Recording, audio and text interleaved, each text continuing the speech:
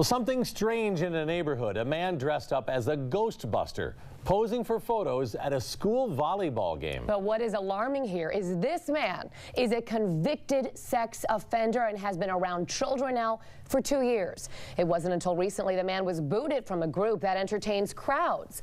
Wave 3 News reporter Scott Atkins joining us live from Metro Corrections with exclusive video tonight. And Scott, this man just got out of jail?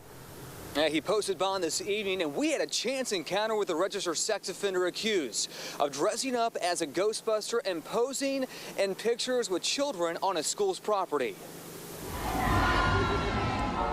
Suited and often surrounding that iconic ectomobile in the Pegasus Parade, parties, and fan festivals, Brian Patrick Scott played the part of the Louisville Ghostbusters until his own group busted him. He was with us for almost 2 years. The Louisville Ghostbusters, a group of friends who enjoy going out in the community dressed up like the characters from the 80s flick, kicked out Brian Scott when they found out he's a registered sex offender.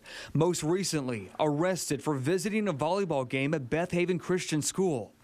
Here he is leaving jail Tuesday. More on that in just a moment. But first, here's what police say got him locked up again. He had brought his car that looks like the Ghostbusters Hertz or response vehicle, whatever you want to call it, and he was in his costume, and we have pictures of him with children taking photos, inside and outside the property.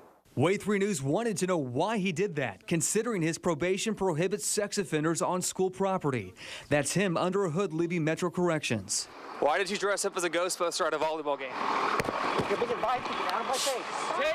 Give me my mic back. He never answered the question. You should know the Kentucky Department of Probation and Parole governs activities on those on the sex offender registry.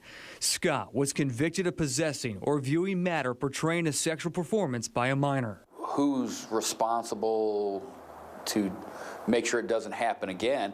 I suppose that's the courts, the community, law enforcement, and probation and parole. And it was the community this time around that tipped off police about this incident at Beth Haven.